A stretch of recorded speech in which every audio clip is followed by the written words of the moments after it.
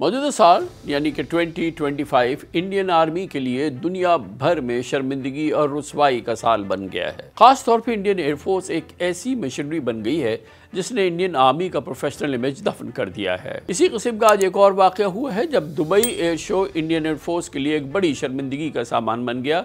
उस वक्त जब भारतीय फाइटर जेट तेजास करतब दिखाते हुए गिरकर अवाम के सामने और इस एयर शो के सामने तबाह बर्बाद हो गया। दुबई एयर शो की वीडियोस में देखा जा सकता है कि तैयारा करतब दिखाते हुए तेजास फाइटर जेट तेजी से जमीन की जानिब आया, रनवे से टकराया और कुछ ही लम्हों में दुबई में एयर शो के लिए अवाम से भरा स्टेडियम काले बादलों में ढक गया और यकीनन ये एक बहुत बड़ी शर्मिंदगी का सामान बन गया इंडियन एयरफोर्स के लिए और इंडियन आर्मी के लिए।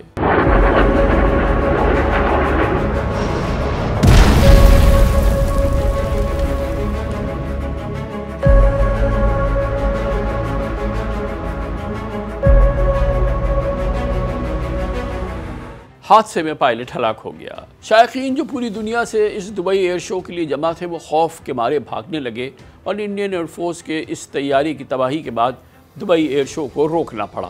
दरअसल जंगी महाज हो, फॉर्मेशन ट्रेनिंग हो या एक्सरसाइजेज हो या डिमॉन्स्ट्रेशंस हो, इंडियन एयरफोर्स भारत का गुरूर खाक में मिलाती रही है। तेजस भारत का तैयार करदा single engine multi role light combat aircraft है जिसे एरोनॉटिकल डेवलपमेंट एजेंसी ने डिज़ाइन किया है और हिंदुस्तान एरोनॉटिक्स लिमिटेड यानी HAL ने तैयार किया है।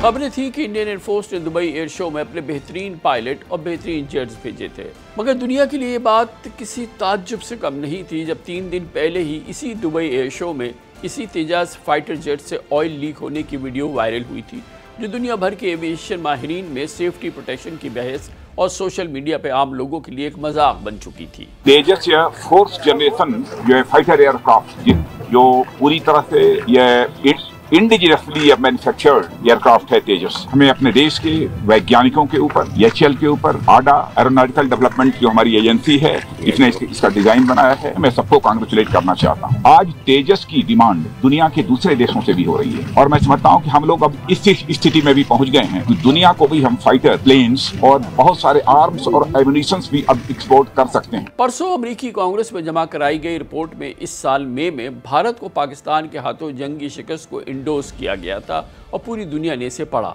US China and economic security review commission की रिपोर्ट में बताया गया था कि पाकिस्तान आर्मी ने 3 इंडियन एयर बेसिस को निशाना बनाया था इस जंग के दौरान और इंडिया के 26 मिलिट्री टारगेट्स को तबाह किया था। US कांग्रेस में जमा कराई गई इस रिपोर्ट में प्रेसिडेंट ट्रंप की जानिब से इंडिया के 8 फाइटर जेट्स तबाह होने के बयान को भी शामिल किया गया था जो ट्रंप कई बार मीडिया पे कर चुके हैं, लेकिन भारत के पास इसका कोई जवाब नहीं है। Pakistan and India, you know, I was in the midst of a trade deal with both of them, but I heard they're going to war. 7 planes were shot down, and 8th was really badly wounded, but 8 planes were shot down essentially, and I said, this is war, and they were going at it. ये बात भी शायद आपके लिए दिलचस्पी से खाली ना हो कि दुनिया भर में इस लेवल की शर्मिंदगी और रुसवाई के बाद इसी हफ्ते Indian army chief Upendra Dwivedi ने ये शेखिया मारी कि पाकिस्तान के खिलाफ ऑपरेशन सिंदूर महज एक ट्रेलर था और जरूरत पड़ने पे इंडिया सबक सिखाने के लिए पूरी तरह तैयार है। 1.0 तो देखिए, मैं तो ये कहना चाहूंगा कि मूवी शुरू भी नहीं हुई थी, सिर्फ एक ट्रेलर दिखाया गया था और ट्रेलर के बाद 88 घंटे में वो ट्रेलर खत्म हो गया। तो आगे आने वाले हालात कैसे होंगे ये इसके बारे में हम पूरी तैयारी करके बैठे हुए हैं और अगर कोई ऐसा हमें मौका देता है पाकिस्तान तो हम उसको भरपूर एक शिक्षा प्रदान करना चाहेंगे उसको कि कैसे एक जिम्मेवार नेशन को अपने पड़ोसियों से बिहेव करना चाहिए। शायद ऐसे स्टेटमेंट देना इंडियन आर्मी चीफ की मजबूरी है, वरना खुद Indian senior defence analyst Praveen Sawhney का कहना है कि भारतीय आर्मी चीफ की बातें किसी मजाक से नथिंग शॉर्ट ऑफ जोक। उन्होंने कहा कि बातें बनाने के बजाय इंडियन आर्मी को जंगी तैयारी करनी चाहिए। पाकिस्तान जो है वो काफ़ी अच्छा करेगा जब सिंदूर 2 होगा। जहाँ तक इलेक्ट्रॉनिक वॉरफेयर का ताल्लुक है, उन्होंने दिखाया है उनकी बेहतर है। हमारी इलेक्ट्रॉनिक वॉरफेयर बालाकोट में कमज़ोर दिखी थी और अभी तक उसको बहुत अच्छा कर लेना चाहिए था, पर वो नहीं हो पाई। क्यों? ये इंडियन एयरफोर्स ही बता सकती है या मिलिट्री बता सकती है, इसका कारण क्या है। तीसरी बात होती है साइबर की। साइबर भी हमने देखा, उन्होंने एक नमूना दिया था, जम्मू कश्मीर के जो जितने भी कंप्यूटर्स थे वो बंद कर दिए। ये जो होती है इलेक्ट्रॉनिक वॉरफेयर, साइबर स्पेस, इसमें अगर आप अव्वल नहीं है, आप लड़ाई नहीं जीत सकते। पाकिस्तान एयरफोर्स उन्होंने जो दिखाया, नमूना दिया सिंदूर के अंदर, वो एक मल्टी डोमेन ऑपरेशन का था। मतलब BVR, आप बियॉन्ड विजुअल रेंज, मतलब आप 143 किलोमीटर से आप फायर कर रहे हैं मिसाइल को, आप डॉग फाइट नहीं कर रहे हैं। ये एक अलग लड़ाई है। उसी तरीके से उन्होंने सिंदूर के बाद जो है, उन्होंने अब एक नई रॉकेट फोर्स खड़ी कर ली है पाकिस्तान आर्मी के अंडर, और दूसरी तरफ अब वो ये मिसाइल्स में भी जा रहे हैं काइनेटिक फायर के अंदर, जो बहुत तेज से और हाइपरसोनिक स्पीड से होंगे। कहने का मतलब ये है, आर्मी चीफ को सुनने के बाद कोई भी आदमी जो इन बातों को समझता है वो समझ गया होगा कि ये जुमलेबाजी थी। अभी हिंदुस्तान की फौज को तैयारी की जरूरत है अगली लड़ाई के लिए। बिलाशुबा इस साल 6th और 7th मई की शब पाक फिजाइया ने जो कारनामा दिखाया, उसने इंडियन एयरफोर्स की फिजाई बर्तरी के दावों का पोल खोल दिया था, जो भारत ने राफेल का हवा खड़ा करके बरसों से फैला रखा था। भारतीय शिकस्त की गवाही अब तो अमेरिका से भी आ चुकी है।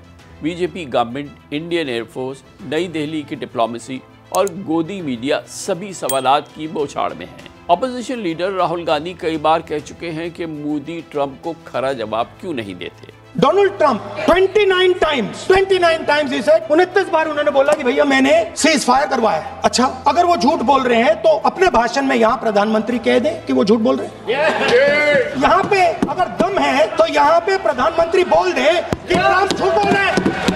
If he has the courage of Indira Gandhi, let him say here that Donald Trump, you're a liar.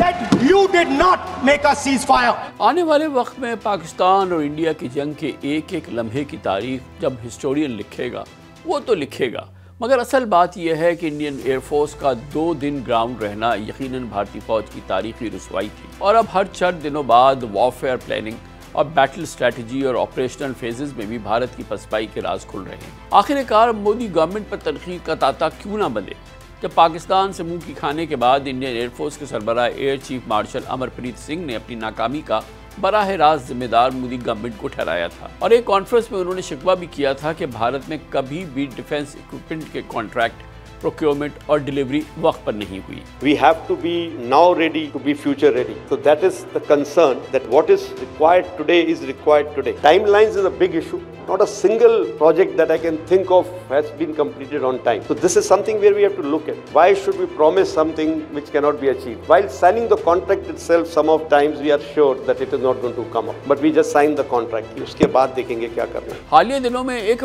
मजे का खेस लम्हा उस वक्त भी आया जब इंडियन एयरफोर्स के chief air marshal AP Singh ने अचानक दावा कर दिया कि ऑपरेशन सिंदूर में दरअसल भारत ने पाकिस्तान के 12-13 फाइटर जेट्स मार गिराए थे। Pakistan losses are concerned. I think it was very clear. It was clearly spelled out in the initial debriefs also that we have struck a large number of their airfields, and we struck a large number of their installations. And what we have gathered from whatever int reports we have got is that on ground, because of this strikes, there have been radars at least 4 places, command and control centers at 2 places, runway of course damaged at 2 places, 3 of their hangars in 3 different stations have been damaged, and in that hangar as well as on tarmac we have signs of one C-130 class of aircraft, one AEW&C class of aircraft, and at least 4 to 5 fighter aircraft, most likely F-16, because that base happened to be F-16,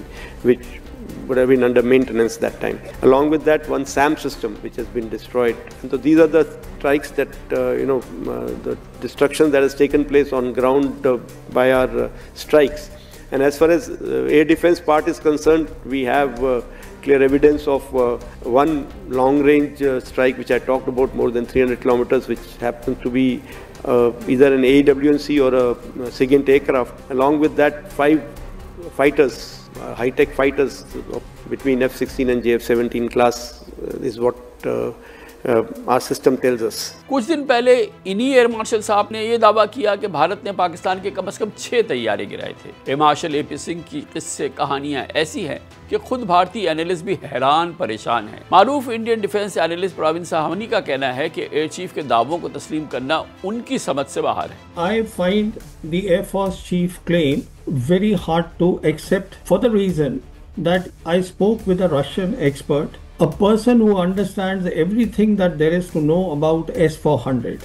And he confirmed to me that yes, S-400 has the capability to engage 36 targets, but kill, to conclusively say that a kill has been done is not possible. And let me add a little further, if it actually had happened that the F-16s which were there for maintenance, as the chief said, they had been damaged further, then certainly the Americans would have known about it, because Americans have a end user monitoring agreement with Pakistan, and the Americans would have spoken about it. Tell me, is it credible for the Air Force Chief to refuse to talk about India's losses? Particularly when he's giving details of alleged Pakistani losses. See, he can decide and the government can decide what they want. The reality is, what does the world make of it? I mean, I don't expect an Indian Air Force Chief to say all these things. Pakistan air force ने Indian air force के 8 तैयारे मार गिराए थे, जिनमें 4 Rafale, 1 Miraj 2000, 1 MiG-29 और 1 सुकोई 30 और 1 heron UAV शामिल था, जबकि इस दौरान पाक फिजाइया के किसी तैयारे को कोई नुकसान नहीं पहुंचा। The doctrinal and operational brilliance of the Pakistan Air Force won the war for Pakistan in the very first hour on the 7th of May 25. The 40-odd PF fighters, backed up by an integrated array of multi-domain operational capabilities, versus the pride of 72 IEF fighters in a ratio of nearly 1:2, wrote a glorious history in modern aerial combat. Having been shot out of the skies by the PF by losing 7 frontline fighters, the IEF retreated post-haste, having delivered their payload while remaining inside their own space. Notwithstanding India's unsuccessful efforts at spinning a disjointed and contradictory cover-up all the way till even today, the international strategic and defense community, and the IAF for sure, has got its figures right. 4 Rafales, 1 Mirage 2000, 1 MiG-29, 1 Su-30 and 1 Heron UAV, a total of 8 top-of-the-line aircraft. Bharat ने आज तक अपने fighter jets down होने पर ना कोई clear cut statement दिया है, ना ही किसी किस्म की इंक्वायरी दुनिया के सामने रखी है। अलबत्ता Indian chief of defence staff general Anil Chauhan ये मान चुके हैं कि अहम बात ये नहीं कि कितने तैयारे गिरे, बल्कि अहम ये है कि क्या क्या गलतियां हमसे हुई। What is important is that not the jet being down, but why they were being down. But a jet, why? Why they were. So the good part is that we are able to understand the tactical mistake which we made, remedy it, rectify it, and then implement it again after 2 days, and flew all our jets, again targeting at long range. Pakistan claims 6 Indian jets were downed. So just to get clarity, Indian jets were downed, but the number 6 As I said, is not numbers inaccurate. are not important. Why they were down, what mistakes were made, that are important. 100 बात की एक बात है कि India को भड़के मारने के बजाय अपनी फौज को पाकिस्तान आर्मी की तरह टैक्टिकल और टेक्निकल महारत में आगे लाना चाहिए, ताकि जंग या किसी और फ्रंट पर उसको इस किस्म की रुसवाई का सामना, इस किस्म की शर्मिंदगी का सामना न करना पड़ा, जैसे आज दुबई एयर शो में इंडियन फाइटर जेट के गिरने से हुआ।